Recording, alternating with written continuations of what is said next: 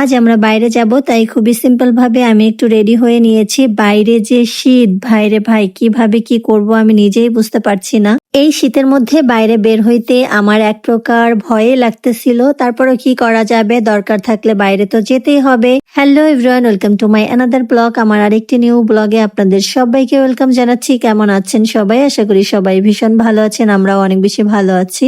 বাসার সামনে থেকে একটা রিক্সা নিয়ে আমি, দিদি আর সোয়ামনি চলে যাচ্ছি 10 নাম্বার। 10 নাম্বারে আসার পথেই অনেক বেশি জ্যাম। আমাদের বাসার থেকে 10 নাম্বারে যেতে 20 মিনিটের মতো সময় লাগে, তাও হচ্ছে এত জ্যাম, কি আর বলবো ভাই, কিচ্ছু বলার নাই। সব থেকে যেটা কষ্টের বিষয়, এতটা জ্যাম ঠেলে আমরা 10 নাম্বার এসে যা দেখলাম সেটা আসলে কখনো ভাবতে পারি নাই।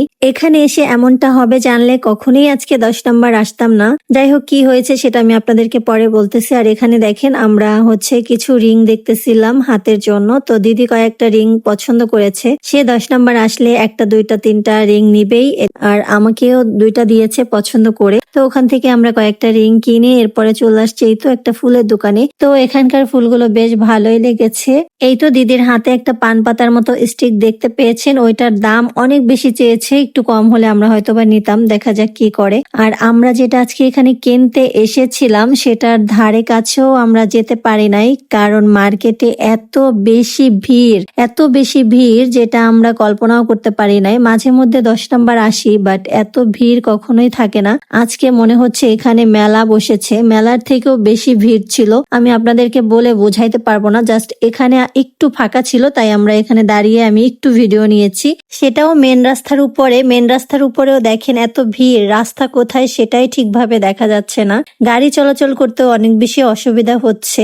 যাই হোক, এখানের অবস্থা দেখে আপনারা অবশ্যই বুঝতে পেরেছেন এখানকার কি অবস্থা। আমরা আজকে মূলত এসেছিলাম সোয়ার জন্য কিছু কেনাকাটা করতে, বাট এখান থেকে আমরা তেমন কিছুই কিনতে পারিনি। শুধুমাত্র টুকটাক কিছু কেনাকাটা করে আমরা চলে আসছি মিরপুর 11-তে। শুধুমাত্র এই ভিড়ের কারণে আমার 10 নাম্বার আসতে বা কেনাকাটা করতে একদমই ভালো লাগে না। কি করব, তারপরও দিদিদের সাথে মাঝে মধ্যে কেনাকাটা করতে ওখানে যেতে হয়। যাই হোক, এখানে এসে এই তো সোয়ামনের জন্য কিছু ড্রেস কিনবো, আর এখানে আমার জন্য কিছু ড্রেস দেখতেছিলাম। আমারও বেশ কয়েকটা ড্রেস পছন্দ হয়েছে সবসময় পরার জন্য। আর এখান থেকে সোয়ামনের জন্য একটা ড্রেস নিয়েছি, সেটা আপনাদেরকে বাসায় গিয়ে দেখাবো। আর এই তো ওখান থেকে কেনাকাটা করে আমরা চলে আসছি ফুচকার দোকানে।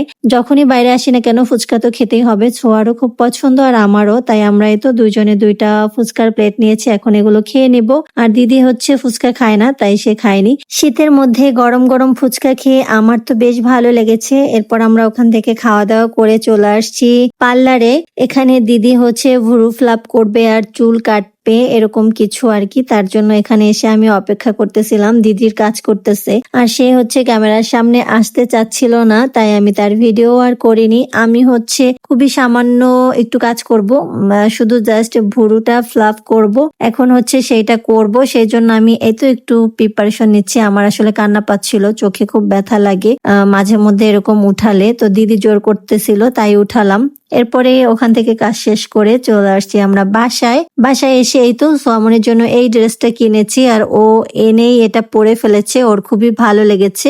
এই প্রথম ও হচ্ছে একটা 3 পিস পরতেছিল, এর আগে পরে কখনোই পরেনি, তাই ও এটা পেয়ে অনেক বেশি হ্যাপি। আমাদের সোয়ামনিকে কেমন লাগছে অবশ্যই কমেন্টে জানাবেন। সো যাই হোক, আজকের মতো এই পর্যন্তই। সবাই ভালো থাকেন, সুস্থ থাকেন। ভিডিও ভালো লাগলে লাইক, কমেন্ট, শেয়ার করে পাশে থাকবেন। টাটা।